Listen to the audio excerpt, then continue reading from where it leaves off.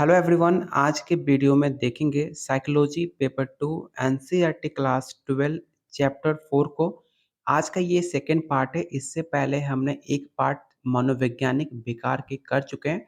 अगर आपने पहला पार्ट नहीं देखा है तो पहले पार्ट देखकर आप सेकंड पार्ट देखना, तब जाकर आप सेकंड पार्ट के सारे क्वेश्चन आराम से आप क्वेश्चन को सॉल्व कर सकते हो। और ये टॉपिक काफ़ी ज़्यादा इंपॉर्टेंट है आपके एग्जाम के लिए, क्योंकि मनोवैज्ञानिक विकार से आपके पेपर में 4 से 5 सवाल पूछे जाते हैं, जिसमें आपके मेंटल डिसऑर्डर विकार, बहुत सारे जितने भी आपके मनोवैज्ञानिक विकार होते हैं, इससे क्वेश्चन पूछे जाते हैं। आपके प्रीवियस ईयर क्वेश्चन में 4 से 5 सवाल पूछे गए थे। तो चलिए शुरू करते हैं आज का पहला क्वेश्चन। उससे पहले आपको बता दें, अगर आप साइकोलॉजी स्टेट हो या बीपीएससी 3.0 की तैयारी कर रहे हैं, तो आप लोग के लिए practice set plus theory NCERT chapter wise class 11 और 12 क्वेश्चन आंसर आपको दिया जा रहा है सिर्फ 300 के अंदर, जिसके अंदर आपको 100% आपका सिलेबस कवर हो जाता है साइकोलॉजी का।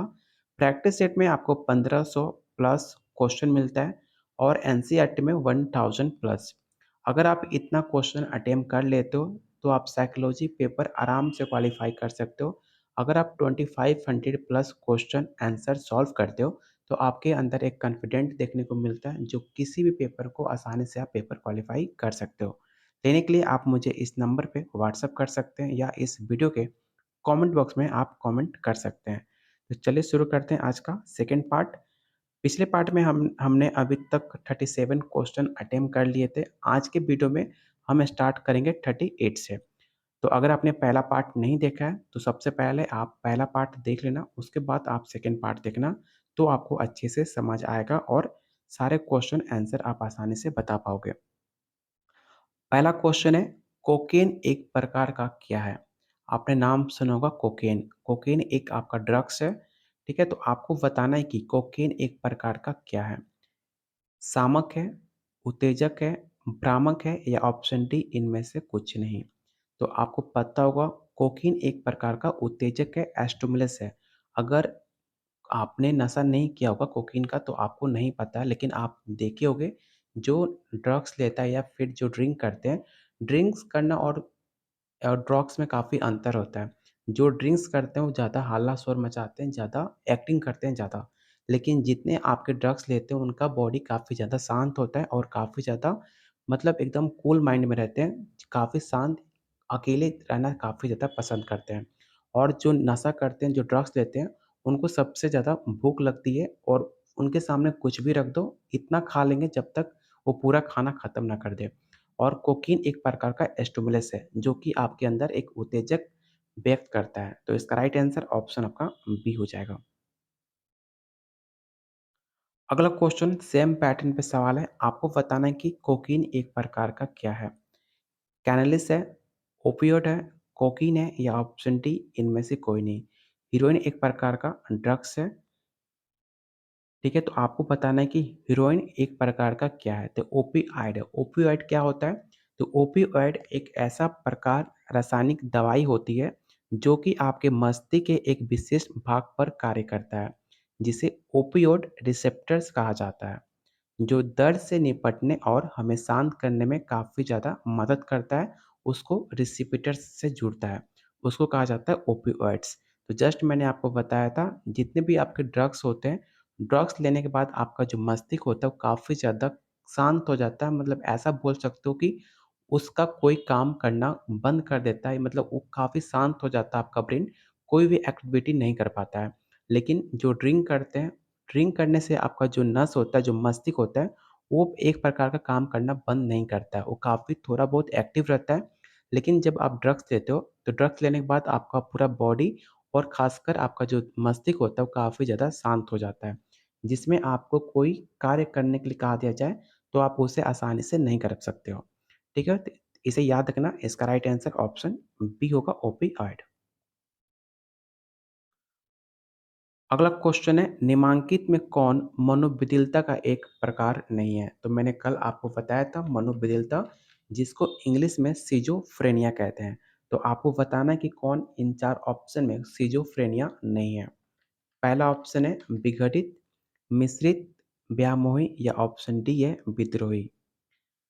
तो इसका राइट आंसर क्या हो जाएगा? तो ऑप्शन डी, सिज़ोफ्रेनिया एक विद्रोही मनोविकलता नहीं है। तो इसका राइट आंसर ऑप्शन डी हो जाएगा।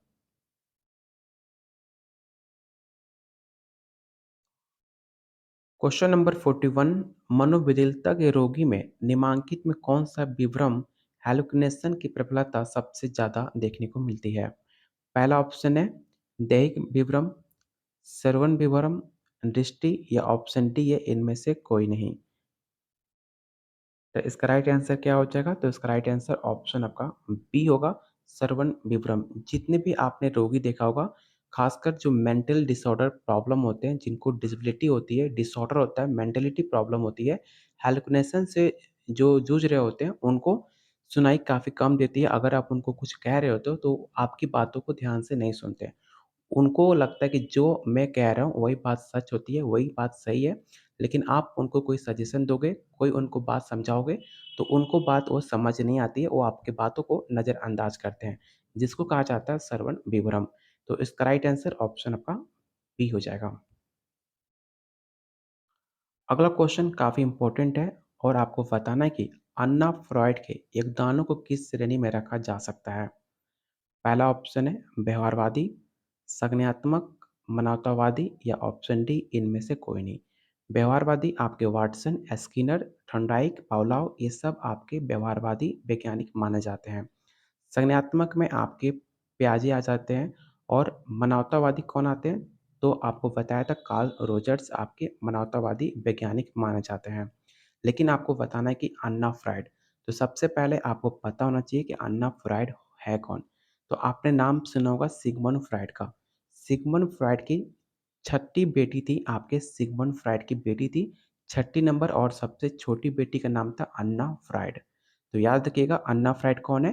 तो सिगमंड फ्राइड की छठी बेटी है और सबसे छोटी बेटी का नाम था अन्ना फ्राइड। ठीक है? अन्ना फ्राइड ने कौन-सा वैज्ञानिक पे काम किया था? तो अन्ना फ्राइड मुख्य वैज्ञानिक योगदान बाल मनोविश्लेषण के क्षेत्र में विकसित करना था। इनका जन्म कब हुआ था? तो इनका जन्म 3 दिसंबर 1895 को माना जाता है। ठीक है? जैसे कि आपने देखा होगा किसी के पापा अगर बिज़नेस है या कोई तो बेटा भी बिज़नेस करेगा। ऐसे सिद्धांत जैसे कि खासकर पॉलिटिक्स में देखने को मिलता है।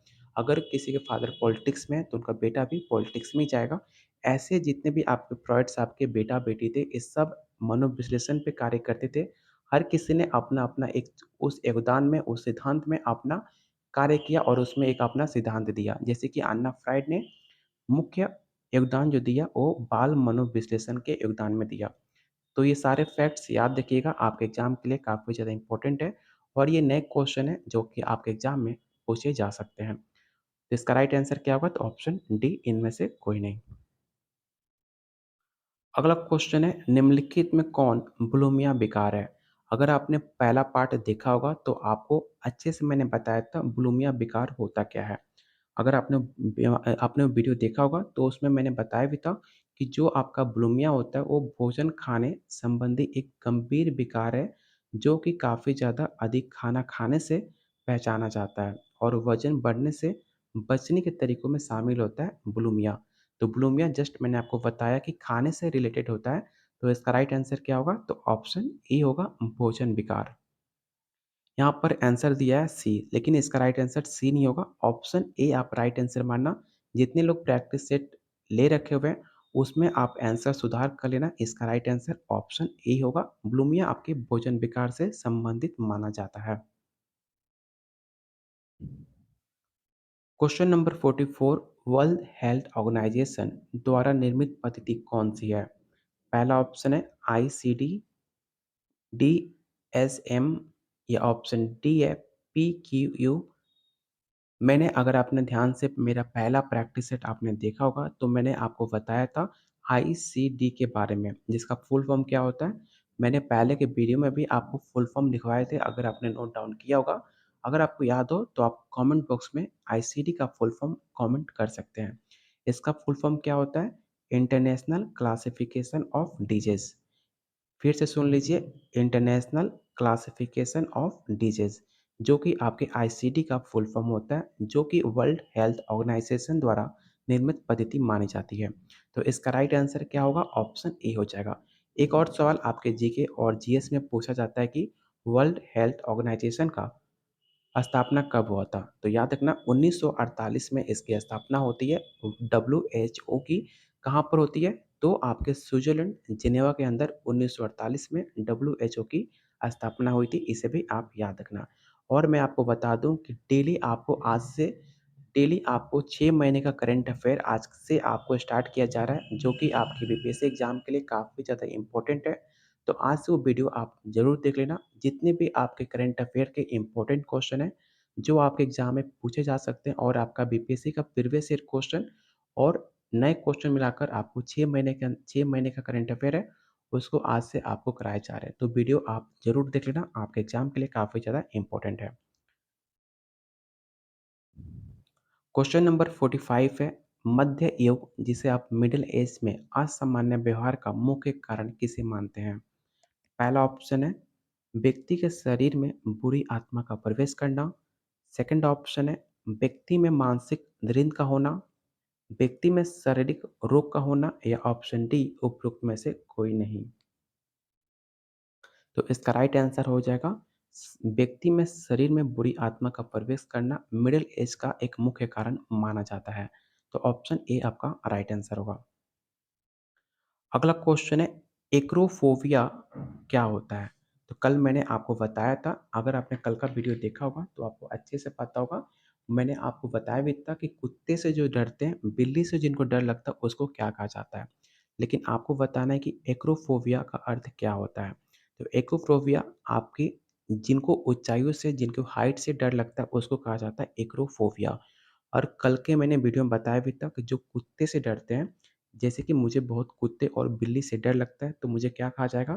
तो जो ऐसा इंसान जो कुत्ते से डरता हो उसको साइनोफोबिया कहते हैं। लिख लीजिएगा साइनोफोबिया।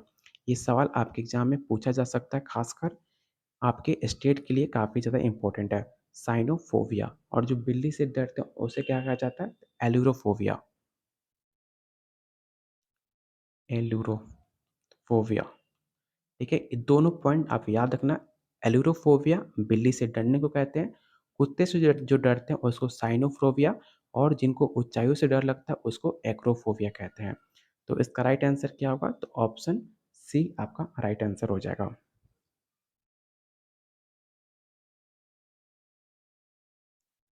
अगला क्वेश्चन है, क्वेश्चन नंबर 47, कार्ल रोजर्स द्वारा असामान्य व्यवहार के किस तरह के मॉडल को अधिक महत्वपूर्ण बतलाया था? तो मैंने आपको कई बार बता चुका हूँ, तो आपको बिना ऑप्शन देके भी इसका आंसर आप कमेंट बॉक्स में कमेंट कर सकते हैं। और आप लोग को ट्राई करना चाहिए कि जितने क्वेश्चन को आप आंसर मैं करा रहा हूँ, सारे लोग आप आंसर कमेंट बॉक्स में टाइप किया करो। जब आप आंसर टाइप करते हो, तो आपको ऑटोमेटिक आपको आंसर याद हो जाता है, क्योंकि उस टाइम आपका फ़ोकस 100% आपके क्वेश्चन पे होता है और आपका जो ध्यान है, जो काफ़ी ज़्यादा इधर-उधर होते रहता है, काफ़ी ज़्यादा डिस्ट्रैक्ट होता है, वो आपका डिस्ट्रैक्ट नहीं होगा, सब आपका फ़ोकस आपके क्वेश्चन पे रहेगा। तो इसलिए आप लोग सारे लोग ट्राई कीजिए क्वेश्चन का आंसर कमेंट बॉक्स में टाइप करने का।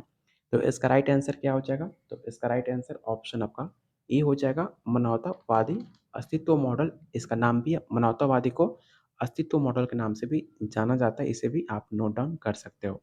मनोज्ञात्मक मॉडल किसने दिया है? तो आपके सिगमंड फ्रॉइड ने दिया है। और संज्ञानात्मक मॉडल आपके प्याजे साहब ने दिया था। तो इसका राइट आंसर क्या होगा? तो ऑप्शन ए आपका राइट आंसर हो सकता है। वायरस, वायरस एक प्रकार का क्या है? तो वायरस एक प्रकार का एंटीजेंस है, ठीक है? तो इसका राइट आंसर ऑप्शन आपका ए हो जाएगा, एंटीजेंस। क्वेश्चन नंबर 49, किस मॉडल द्वारा असामान्य व्यवहार की व्याख्या में अधिगम सिद्धांत लर्निंग प्रिंसिपल का उपयोग किया गया था? अगर आपने मेरी बातों को ध्यान से सुना होगा, पहले का प्रैक्टिस सेट आपने देखा होगा, तो आप इसका आंसर आसानी से बता सकते हो। पहला ऑप्शन क्या है? तो मनोज्ञात्मक मॉडल, व्यवहारवादी मॉडल, मानवतावादी या ऑप्शन डी है इनमें से कोई नहीं। जब बात की जाए असामान्य व्यवहार की, तो लर्निंग प्रिंसिपल की, तो इसका राइट आंसर क्या होगा? तो ऑप्शन बी होगा, व्यवहारवादी मॉडल। व्यवहारवादी मॉडल के बारे में कौन बात करता है? तो जस्ट मैंने आपको बताया था, स्किनर। नाम आप नोट डाउन कर लो, स्किनर, वाटसन, पावलोव और आपके थॉर्नडाइक। ये ऐसे 4 वैज्ञानिक थे जो मुख्य आपके व्यवहारवादी मॉडल पे प्रकाशित करते हैं, उसका प्रतिपादन किया था। लेकिन 2 नाम आपके व्यवहारवादी प्रतिपादन के नाम मुख्य नाम किसका आता है? तो स्किनर का, वाटसन का। दोनों ने मिलकर व्यवहारवादी सिद्धांत का व्यवहारवादी मॉडल पे इसने प्रतिपादन किया था। इसे आप ज़रूर याद रखना। इसका राइट आंसर ऑप्शन बी होगा। अगला क्वेश्चन काफ़ी आसान सा क्वेश्चन है। फ्राइड ने कौन-सा मॉडल दिया था? तो आपके मनोज्ञात्मक दिया था। जस्ट मैंने आपको बताया भी है, तो इस पे ज़्यादा टाइम हम नहीं लेंगे। क्वेश्चन नंबर 51 कल के वीडियो में मैंने अच्छे से आपको बताया भी था। अगर आपने कल का वीडियो देखा होगा, तो सारे लोग कमेंट बॉक्स में इसका आंसर आप टाइप करो कि ऐसे जगह जहाँ पे काफ़ी भीड़-भाड़ होता है, भीड़-भाड़ वाले से डरते हैं और स्थानों या बाज़ार आदि में जाने से जिनको डर लगता है, उसको क्या कहा जाता है? तो उसको क्या कहा जाता है? उसको एग्रोफोबिया कहते हैं, जिनको भीड़-भाड़ में जाना पसंद नहीं है या जैसे कि बाज़ार हो गया, कोई भी मार्केट हुआ, कोई भी फंक्शन हुआ, कोई प्रोग्राम हुआ, उसमें जाना पसंद नहीं करते। भीड़-भाड़ जाने से उनको प्रॉब्लम होती है हल्ला-शोर जगह से, जैसे कि मुझे बिल्कुल पसंद नहीं है हल्ला-शोर या फिर ऐसी भीड़-भाड़ जगह। ऐसा जगह मुझे पसंद नहीं होता है, उसको एग्रोफोबिया कहा जाता है। हेम्टोफोबिया किसको कहते हैं? तो हेम्टोफोबिया उस इंसान को कहते हैं जिसको बस, कार या जहाँ भी उल्टी जैसा फ़ील होने लगता है। ऐसे बहुत सारी लड़कियाँ होती हैं, ख़ासकर मैक्सिमम केसेज़ लड़कियों में और आपके फीमेल में देखा जाता है कि जब भी वो बस का नाम सुनती हैं या कार का नाम सुनती है, तो उनको उल्टी जैसा फ़ील होने लगता है। तो उसको कहा जाता है हेम्टोफोबिया, जिनको आपके उल्टी होने का पहले से ही आशंका होने लगता है। सामाजिक फ़ोबिया क्या होता है? तो सामाजिक फ़ोबिया एक प्रकार का जिन लोगों को दूसरे लोगों से मिलने-जुलने में डर लगता है, उन्हें हर रोज़ सामाजिक संबंधों से बेवजह की चिंता, डर, खुद के प्रति संकोच और शर्मिंदगी महसूस होती है, उसको कहा जाता है सामाजिक फ़ोबिया। उम्मीद करता हूँ आपको तीनों पॉइंट समझ आ चुका होगा, तो प्लीज़ सारे लोग वीडियो को लाइक कर दीजिए। जितने लोग वीडियो देख रहे हो, सबसे पहले जाकर आप वीडियो को लाइक कर दो और फिर से क्लास को कंटिन्यू करो और ध्यान से सुनिए जो मैं आपको बता रहा हूँ। अगला क्वेश्चन है एक ध्रुवीय विषाद, जिसे आप इंग्लिश में यूनिपोलर डिप्रेशन कहते हो। सबसे पहले आपको पता होना चाहिए कि यूनिपोलर डिप्रेशन होता क्या है। तो याद रखिएगा, यूनिपोलर डिस्पोलर एक प्रकार का जो आपके डेली लाइफ की ज़िंदगी में बहुत नुकसान पहुँचाने वाले मानसिक विकार, जिसमें आपका मन उदास रहता है या किसी भी गतिविधि में आपका मन नहीं लगता, उसको कहा जाता है यूनिपोलर डिप्रेशन। तो आप इसे याद रखिएगा, यूनिपोलर डिप्रेशन होता क्या है? ये सवाल आपके एग्ज़ाम में पूछा भी जाता है। चलिए इसका ऑप्शन देख लेते हैं। ऑप्शन आपका है उन्माद, विषादी मनोविकृति, व्यामोह या ऑप्शन डी है इनमें से कोई नहीं। तो जस्ट मैंने आपको बताया कि एक ध्रुवीय अवसाद आपके मानसिक विकारी है, जो कि आपके मन उदास रहता है, किसी भी गतिविधि में आपका काम नहीं लगता है। तो इसका राइट आंसर क्या होगा? ऑप्शन बी विषादी मनोविकृति। क्वेश्चन नंबर 53 है और कल के वीडियो में मैंने इसका आंसर बताया भी था। क्वेश्चन आपका रिपीट है, तो बिना ऑप्शन देखे आप लोग सारे लोग कमेंट बॉक्स में इसका आंसर बताओ कि विभ्रम को मनोविकलता के किस प्रकार लक्षण में रखा जा सकता है। तो इसका राइट आंसर क्या होगा? तो ऑप्शन बी होगा पॉजिटिव लक्षण। अगला क्वेश्चन काफ़ी आसान सा क्वेश्चन है। आपको बताना है कि निम्नलिखित में कौन स्पेशल चाइल्ड नहीं है। सबसे पहले आपको पता होना चाहिए कि स्पेशल चाइल्ड हम किसे कंसीडर करते हैं। तो स्पेशल साइड आपके स्पेशल चाइल्ड में आपके प्लस हो सकता है, नेगेटिव हो सकता है। प्लस में क्या होगा? जो काफ़ी ज़्यादा प्रतिभाशाली हैं, जो आपके गिफ्ट चाइल्ड हैं, उनको भी स्पेशल चाइल्ड कहा जाता है और ऐसे बालक जो काफ़ी ज़्यादा मानसिक दुर्बल बालक हैं, विकलांग हैं, उनको भी स्पेशल चाइल्ड कंसीडर किया जाता है। तो स्पेशल आपका 2 प्रकार का हो सकता है, एक आपका प्लस और एक आपका नेगेटिव। प्लस में क्या आएगा? तो प्रतिभाशाली बालक और मानसिक दुर्बल बालक, विकलांग बालक आपके नेगेटिव में आएँगे और गिफ्ट चाइल्ड और प्रतिभाशाली बालक आपके प्लस में आएँगे। ठीक है? उम्मीद करता हूँ स्पेशल चाइल्ड आपको समझ आ चुका होगा किसे कहते हैं। तो इसका राइट आंसर क्या होगा? तो ऑप्शन डी सामान्य बालक। सामान्य बालक में आप किसे काउंट करोगे? जैसे कि आप खुद को सामान्य बालक में काउंट कर सकते हो, क्योंकि आप ना कि स्पेशल हो सकता है कि आप जितने लोग वीडियो देख रहे हो, उसमें से किसी का प्रतिभाशाली बालक हो सकते हैं या थोड़ा बहुत कोई विकलांग बालक भी हो सकता है, लेकिन आपके मैक्सिमम ऐसे स्टूडेंट जो होते हैं, आपके सामान्य बालक में काउंट होते हैं।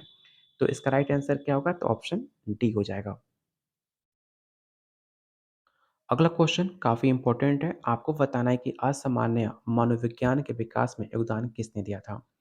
पहला ऑप्शन है मैस्लो, सिगमंड फ्रॉइड, अल्बर्ट या ऑप्शन डी है वाटसन। तो इसका राइट आंसर क्या हो जाएगा? तो ऑप्शन बी हो जाएगा सिगमंड फ्रॉइड। मैस्लो ने कौन सा सिद्धांत दिया था? तो आवश्यकता का सिद्धांत, नीड ऑफ ड्यूटी का सिद्धांत दिया था मैस्लो ने।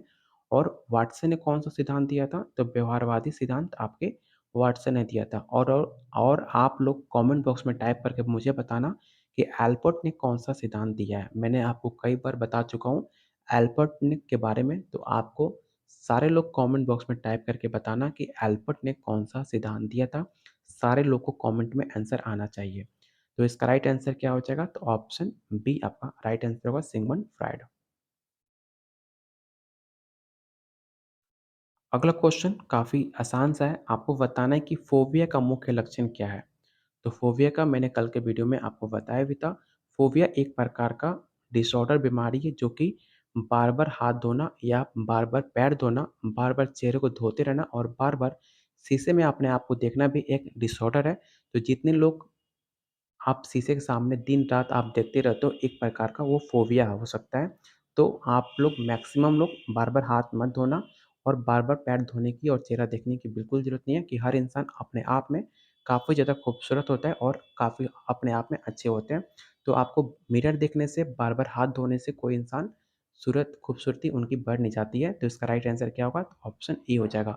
अगर कोई इंसान बार-बार हाथ धोए, तो उसे आप बताना कि आपको फ़ोबिया हो चुका है। तो इसका राइट आंसर क्या होगा? तो ऑप्शन ए हो जाएगा।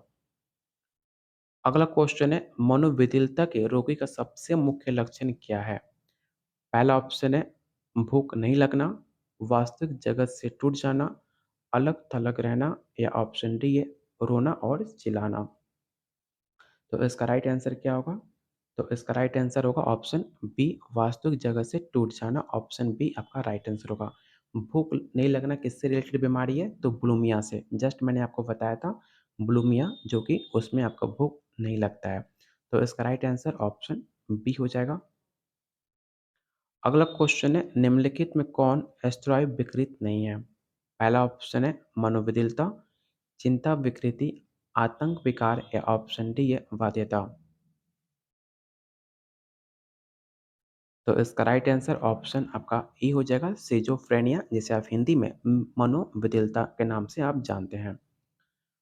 क्वेश्चन नंबर 59 है, इनमें से कौन क्षुधा अभाव का लक्षण है? पहला ऑप्शन है अत्यधिक भोजन करना, अधिक भोजन का प्रसंग, अत्यधिक भूखे रहना या ऑप्शन डी है इनमें से कोई नहीं। तो इसका राइट आंसर होगा ऑप्शन सी अत्यधिक भूखे रहना आपके क्षुधा अभाव का एक लक्षण माना जाता है। ऑप्शन सी आपका राइट आंसर होगा। क्वेश्चन नंबर 60 आपको बताना है कि इनमें से कौन विकार बच्चों में पाया जाता है? पहला ऑप्शन है दुश्चिंता विकार, एंजाइटी बोल सकते हो, अवधान न्यूनता अतिक्रिया विकार, विभ्रांति या ऑप्शन डी है पीड़ा विकार। तो इसका राइट आंसर ऑप्शन बी होगा अवधान न्यूनता अतिक्रिया विकार आपके बच्चों में एक विकार माना जाता है। ऑप्शन बी आपका राइट आंसर होगा। अगला क्वेश्चन मैंने कल के वीडियो में आपको अच्छे से बताया था। आपको बताना है कि डाउन सिंड्रोम डाउन सिम्पटम किस प्रकार का एक रोग है? पहला ऑप्शन है मानसिक दुर्बलता, पेट की बीमारी, ग्रंथि रोग या ऑप्शन डी है ध्रुवंती। तो कल के वीडियो अगर आपने देखा होगा तो मैंने आपको बताया था कि जो कि डाउन सिंड्रोम होता है उसके आपके 21 क्रोमोसोम होते हैं और जिसके अंदर 21 क्रोमोसोम गुणसूत्र पाए जाते हैं। उनका जो शरीर का आकार होता है, जो स्पेशली जो उनका सर का आकार होता है, सिर का, वो काफ़ी ज़्यादा छोटा और मुँह का जो बनावट होता है वो काफ़ी छोटा होता है। वो किस वजह से होता है? तो आपके डाउन सिंड्रोम या डाउन सिम्पटम उसको बोल सकते हो जिसके क्रोमोसोम की संख्या जो होती है आपके 21 होता है। क्रोमोसोम्स टोटल संख्या कितना होता है? तो याद रखिएगा टोटल आपके जो क्रोमोसोम होते हैं वो आपके 23 होते हैं, ठीक है? 22 22 जो होते हैं क्रोमोसोम आपके बिल्कुल सेम होते हैं, लेकिन जो आपका लास्ट का जो क्रोमोसोम होता है वो आपका डिफरेंट होता है, चाहे मेल और फीमेल का। मेल के जो क्रोमोसोम होते हैं 22 और फीमेल के क्रोमोसोम 22 दोनों सेम होते हैं। लास्ट का जो आपका क्रोमोसोम होता है वो आपका डिफरेंट होता है। मेल में कौन-सा पाया जाता है? तो मेल में आपका जो लास्ट का क्रोमोसोम है गुणसूत्र है, जिसे आप हिंदी में गुणसूत्र बोलते हो, तो जो आपका लास्ट का जो क्रोमोसोम होता है वो आपके डिफरेंट होता है। मेल में आपका XY पाया जाता है और फीमेल में XX पाया जाता है, जो कि आपके बच्चे को निर्धारित करता है कि बच्चा लड़का होगा या लड़की होगी। तो लड़का अगर होगा तो जो आपका मेल का जो Y है वो आपके फीमेल में चला जाएगा, जिसे आप XY होगा तो आपके लड़के होने के चांसेस काफ़ी ज़्यादा होता है। अगर आपका मेन का जो अगर X चला जाए लड़की में, तो आपका XX हो जाएगा, जिसमें आपकी लड़कियाँ होने के चांसेस काफ़ी ज़्यादा होता है। तो जो सबसे ज़्यादा मिथ जो आपके अंधविश्वास है कि लड़की जो है वो डिसाइड करती है कि लड़का होगा कि लड़की होगी, तो उसमें लड़की का कोई योगदान नहीं होता। सब आपके लड़के का योगदान होता है कि लड़का होगा या लड़की होगी, वो आपके मेल पे डिपेंड करता है, जो कि एक मिथ है गाँव में, कि गाँव में भी अभी भी आपके फीमेल को दोष दिया जाता है लड़का और लड़की होने का, जो कि एक अंधविश्वास कहा जा सकता है। तो इसका राइट आंसर क्या होगा? तो ऑप्शन ए हो जाएगा राइट आंसर। क्वेश्चन नंबर 62, निम्नलिखित में कौन एस्ट्रॉय विकृत नहीं है? पहला ऑप्शन है चिंता विकृति, मनोविदिलता, दुर्वति या ऑप्शन डी या उपरोक्त में से सभी। तो आप याद रखना, आपसे पूछा जा रहा है विकृत के बारे में, तो आपके मनोविकलता एक विकृत नहीं है। मनोविकलता एक प्रकार का मानसिक आपका रोग है या मानसिक एक प्रॉब्लम है मनोविकलता। तो इसका राइट आंसर ऑप्शन आपका बी हो जाएगा। अगला क्वेश्चन है, निम्नलिखित में कौन काय रूप एक विकार माना जाता है? पीड़ा विकार, काय अलंबिता विकार, परिवर्तन विकार या ऑप्शन डी या ऑल ऑफ दिस। तो इसका राइट आंसर ऑप्शन डी हो जाएगा, all of this. Question number 64, निम्नलिखित में कौन असामान्य व्यवहार से संबंधित नहीं है? आपको बताना है कि आपके पास 4 ऑप्शन है और उन 4 ऑप्शन में कौन-सा ऐसा ऑप्शन है जो कि आपके असामान्य व्यवहार से रिलेट नहीं करता। पहला ऑप्शन है मानसिक असंतुलन, याददाश्त का कमज़ोर होना, क्रोमोसोम असमानता या ऑप्शन डी है ये सभी। तो कल के वीडियो में मैंने इसका आंसर बताया था। सेम क्वेश्चन आपका रिपीट है सेकंड पार्ट में, तो इसका राइट आंसर क्या हो जाएगा? याददाश्त का कमज़ोर होना आपके असामान्य व्यवहार से संबंधित नहीं है। याददाश्त कमज़ोर होना एक आपका नेचुरल डिसऑर्डर है, जो कि आप किसी में भी पाया जा सकता है। वो आपके जो आपका है जेनेटिक्स होता है उसको प्रॉब्लम कहा जा सकता है, जेनेटिक्स प्रॉब्लम याददाश्त का कमज़ोर होना। तो ऑप्शन बी आपका राइट आंसर होगा। अगला सवाल, मनोविदिलता पद का प्रयोग सबसे पहले किसने किया था? कल के वीडियो में मैंने बताया भी था कि मनोविदिलता का सबसे पहले प्रयोग आपके ब्यूलर साहब ने किया था, जिसे आप सिज़ोफ्रेनिया कहते हैं। कब किया था? तो 1948 में नहीं, इनका जन्म कब हुआ था? इनका जन्म हुआ था 30 अप्रैल 1857 में। ठीक है? इनका जन्म याद रखना, इनका जन्म आपके एग्ज़ाम में पूछा जाता है, 30 अप्रैल 1857 को ब्यूलर का जन्म हुआ था। तो ऑप्शन इसका ए राइट आंसर हो जाएगा। निम्नलिखित में कौन एस्टेरॉयड विकृत नहीं है? तो जस्ट मैंने आपको बताया था, इसका राइट आंसर क्या हो जाएगा? ऑप्शन ए मनोविकलता। निम्नांकित में कौन कार्य रूप एक विकार है? पीड़ा विकार, काय अलंबिता विकार, परिवर्तन विकार या ऑप्शन डी इनमें से सभी। तो जस्ट अभी हमने आंसर इसका बताया था, ऑप्शन डी आपका राइट आंसर होगा। सेम क्वेश्चन यहाँ पे भी है, ठीक है? देख सकते हो same question 63 number, same question है 67। तो जस्ट मैंने इसका आंसर आपको बताया था, ऑप्शन डी आपका राइट आंसर होगा। अगला क्वेश्चन है, निम्नांकित में कौन डाई बाइपोलर डिसऑर्डर है? इससे पहले हमने सिंगल पोलर बताया था, इसमें आपको बताना है कि बाइपोलर डिसऑर्डर क्या होता है? तो जस्ट मैंने आपको बताया था एक ध्रुवीय अवसाद, एक ध्रुवीय डिसऑर्डर, इसमें आपको बताना है कि बाइपोलर क्या होता है। तो याद रखिएगा, बाइपोलर डिसऑर्डर एक प्रकार का मस्तिष्क संबंधी विकार है, जो कि किसी व्यक्ति की मनोदशा, ऊर्जा और कार्य करने की क्षमता में परिवर्तन का कारण बनता है, जो कि आम तौर पर दिनों से लेकर कई हफ्तों तक अलग-अलग अवधि तक इसकी घटना होती है और इसे मूड एपिसोड के नाम से भी जाना जाता है। तो इसका राइट आंसर क्या होगा? तो इसका राइट आंसर ऑप्शन आपका डी हो जाएगा, इनमें से कोई नहीं। क्योंकि बाइपोलर डिसऑर्डर एक प्रकार का आपका मनोदशा, मस्तिष्क संबंधी विकार माना जाता है, जो कि आपके ऑप्शन में कहीं पे नहीं दिया गया है, इसलिए इसका राइट आंसर ऑप्शन डी हो जाएगा। बाध्यता मुख्य लक्षण क्या है? भय का, व्यामोह का, चिंता का या ऑप्शन डी है इनमें से कोई नहीं।